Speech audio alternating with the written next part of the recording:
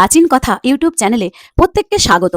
বাঙালি তথা বিশ্বের মানুষের কাছে গর্বের মানুষ ছিলেন বিশ্বকবি রবীন্দ্রনাথ ঠাকুর। তিনি যেমন ছিলেন লেখক, নাট্যকার, চিত্রকার, গল্পকার, ঔপন্যাসিক, সঙ্গীতস্রষ্টা, প্রাবন্ধিক, অভিনেতা, ছোট গল্পকার, শিল্পী। তিনি ছিলেন প্রথম ভারতীয় ও এশিয়ান সাহিত্যের জন্য নোবেল পুরস্কার পান। কবিগুরু তথা রবীন্দ্রনাথ ঠাকুরের সৃষ্টিগুলির মধ্যে অন্যতম হল 50টি কাব্যগ্রন্থ, 38টি নাটক, 15টি ছোট গল্প, 1915টি গান, 36টি প্রবন্ধ ও অন্যান্য গল্প গদ্য সংকলন। রবীন্দ্রনাথের দুটি গান বর্তমানে ভারত ও বাংলাদেশের জাতীয় সঙ্গীত। ভারতের জাতীয় সঙ্গীত জনগণ মন, বাংলাদেশের জাতীয় সঙ্গীত আমার সোনার বাংলা। তিনি এমন একজন মানুষ ছিলেন যে তার প্রতিভা ও সৃষ্টি বলে শেষ করা যাবে না। আমি আজকে কবিগুরু রবীন্দ্রনাথ ঠাকুরের সংক্ষিপ্ত জীবনী আপনাদের সামনে তুলে ধরছি।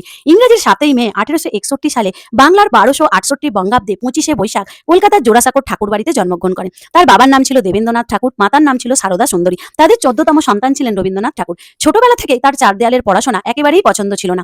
ছোট কবিগুরুকে কলকাতার Orient Seminar School, Bengal Academy, Saint Xavier's কলেজিয়াসের মতো 4টি আলাদা আলাদা স্কুলে ভর্তি করা হয়, কিন্তু কোনোটাই তার পছন্দ ছিল না। তাই বাধ্য হয়ে বাবা দেবেন্দ্রনাথ ঠাকুর গৃহ শিক্ষকের ব্যবস্থা করলেন। ছোটবেলা থেকে কবিগুরুর নাচ, গান, নাটক, আবৃত্তিতে মনোযোগ ছিল।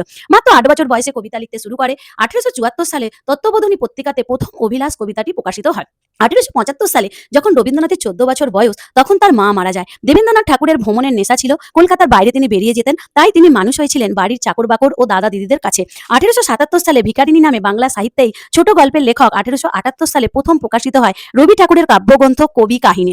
1878 সালে ব্যারিস্টারি পড়ার জন্য তাকে ইংল্যান্ডে পাঠানো হয়। প্রথমে তিনি গাইতনে একটি পাবলিক স্কুলে ভর্তি হয়। পরে 1849 সালে লন্ডনে আইন বিদ্যা নিয়ে পড়াশোনা শুরু করেন। আইন পড়ায় তার একেবারেই ইচ্ছা ছিল না, সাহিত্য চর্চা নিয়েই তিনি মেতে থাকতেন। ইংল্যান্ডে থাকাকালীন শেক্সপিয়ার ও অন্যান্য ইংরেজি সাহিত্যদের সাথে পরিচয় ঘটে। তাদের লেখাগুলো তিনি মনোযোগ দিয়ে পড়তেন। 1880 সালে ইংল্যান্ডে 1.5 বছর কাটিয়ে কোনো ডিগ্রি না নিয়ে ব্যারিস্টারি পড়া শেষ না করেই তিনি দেশে ফিরে আসেন। ইংল্যান্ডে থাকাকালীন সেখানকার অভিজ্ঞতা ভারতীয় পত্রিকায় পত্রাকারে পাঠাতেন। তিনি 1881 সালে পত্রাবলী জরুপ প্রবাসে পত্র গ্রন্থকারে ছাপা হয়। রবির গুরু রবীন্দ্রনাথের চলিত ভাষায় লেখা গদ্যগ্রন্থ 1883 সালে প্রকাশিত হয়। 1883 সালের 9ই ডিসেম্বর ঠাকুরবাড়ির এক কর্মচারী বেণী মাধব রায়ের চৌধুরীর কন্যা ভবতারিণীর সাথে তার বিয়ে হয়। ভবতারিণীর বিবাহিত নাম ছিল মৃণালিনী দেবী। তারপর তাদের 5টি সন্তান হয়: মাধবীলতা, রথীন্দ্রনাথ, রেণুকা, মীরা ও সমীন্দ্রনাথ। এদের মধ্যে অল্প বয়সে মারা যায় রেণুকা ও সমীন্দ্রনাথ।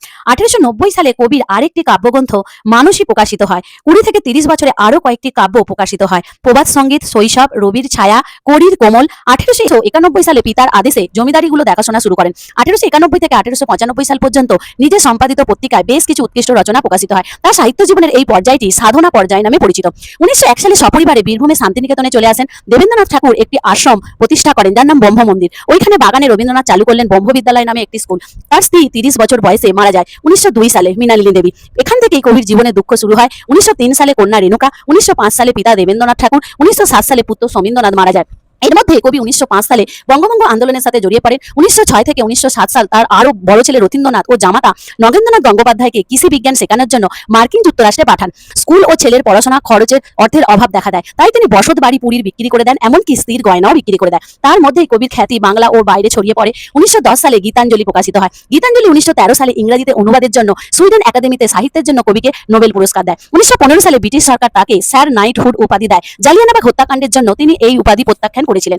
জীবনের শেষ দশায় 50টি গ্রন্থ প্রকাশিত হয়। জীবনের শেষ দিকে বিজ্ঞান বিষয়ে তিনি আগ্রহী হয়ে ওঠেন। 30টারও বেশি বিদেশে তিনি দেশ ভ্রমণ করেছিলেন। দীর্ঘ রোগ ভোগের পর 1941 সালে জোড়াসাঁকোর ঠাকুরবাড়ির বাসভবনে কবিগুরু রবীন্দ্রনাথ ঠাকুর শেষ নিঃশ্বাস ত্যাগ করেছিলেন। Please like, subscribe.